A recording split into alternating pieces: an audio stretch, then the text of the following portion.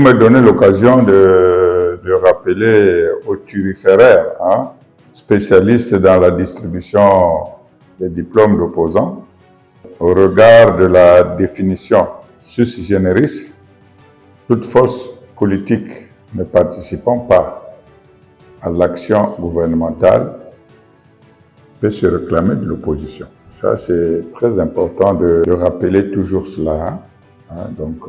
Nous avons la légitimité de parler en tant qu'opposants parce que nous ne soutenons pas l'action du gouvernement. Ça doit être clair.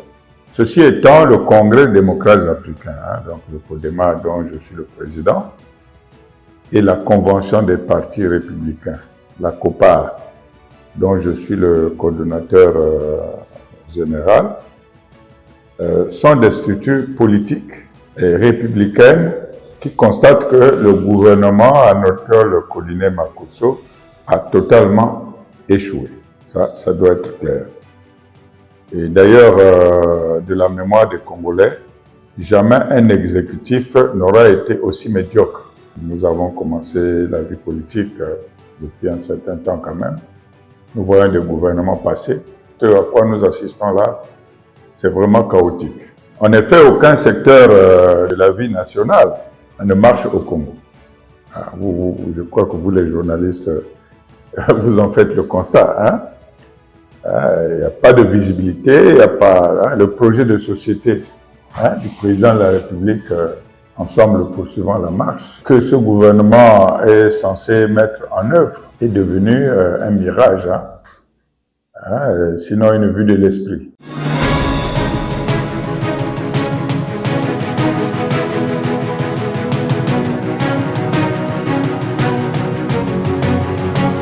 C'est une importante question, car il ne suffit pas de critiquer, il faut aussi tout faire pour que les paradigmes de gouvernance changent. On dit souvent la critique est facile, mais l'art est difficile. Donc, je dois dire que les stratégies existent, mais est-ce qu'il est de bon aloi de les divulguer? Ce n'est pas notre avis, moi je ne peux pas vous dire ici comment l'opposition s'organise pour changer les choses.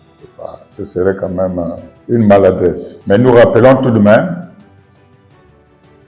que ce sont les peuples qui font l'histoire. C'est ce que Karl Marx a dit. Donc un jour, la parole, je pense, reviendra au peuple. Pour le moment, moi je ne peux pas vous dire comment l'opposition s'organise pour parvenir à l'alternance. Voilà.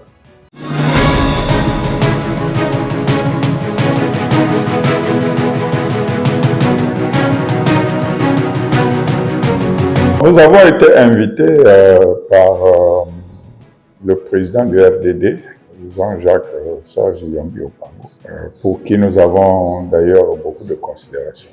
Nous avons estimé qu'en tant que républicains, lorsqu'on vous invite à vous présenter, nous avons donc répondu à cette invitation. Mais par la suite, le président Yombi avait annoncé la création d'une plateforme. Celle-ci a été effectivement créée. On l'appelle, je pense, Rassemblement des forces du changement. Le président a quand même eu l'élégance intellectuelle de venir nous consulter. Si on était intéressé pour faire partie de cette plateforme. Nous avons décliné l'offre pour une raison simple. Nous sommes déjà engagés aux côtés de Pascal Tsatima-Biala, qui est le chef de file de l'opposition politique congolaise. Et nous avons trouvé incohérent de rejoindre une autre plateforme alors que nous sommes en train de discuter de choses très importantes autour de Pascal Tsatima-Biala, qui seront rendues publiques d'ici là.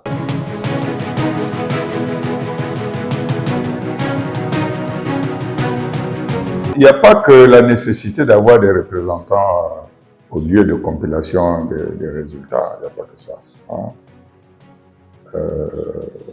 Il y a l'épineux problème de la liste électorale. Vous savez que depuis très longtemps, concertation après concertation, l'opposition a toujours réclamé la mise en œuvre de la biométrie. il y a aussi le problème de la transmission des résultats.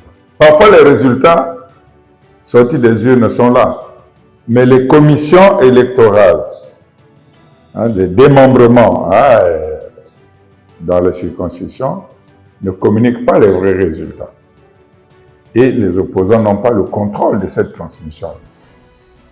Ceux qui transmettent les résultats reçoivent certainement des consignes pour ne pas transmettre les résultats sortis des urnes, puisque le plus souvent même, les bulletins jaunes ne sont pas distribués. Vous voyez, vous êtes chez moi ici, je suis là en qualité de commissaire chargé de la gouvernance électorale.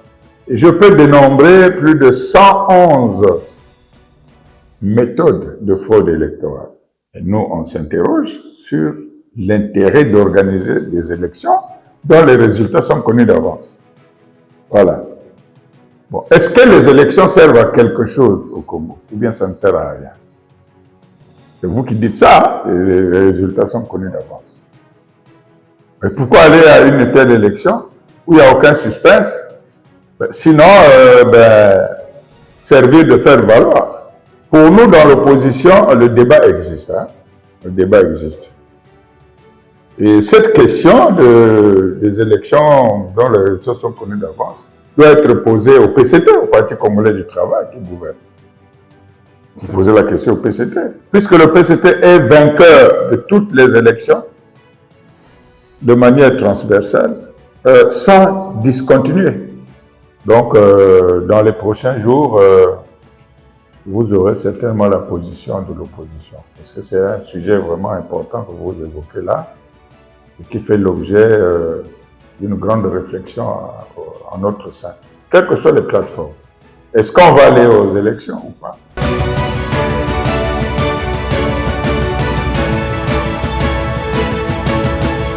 Vous avez appris vous-même l'échec de la convention d'affermage sur l'électricité. Mais je pense que ce n'est qu'un dribble que le gouvernement veut faire, parce qu'on a vu le Premier ministre à Dakar. Alors que le peuple ne veut pas de ces contrats. Mais on trouve toujours des subterfuges pour essayer. Donc c'est un peuple qui doit continuer à être résilient. Ne comptez pas sur moi pour appeler un peuple à la révolte, on sait ce que c'est. C'est même le président lui-même qui dit que celui qui ne s'est pas mordu la langue ne connaît pas le goût du sang. Donc il faut être résilient, il faut continuer le combat de la démocratie. C'est la démocratie qui conduit à la bonne gouvernance, la démocratie réelle. Nous demandons au peuple à être patient. Voilà mon message.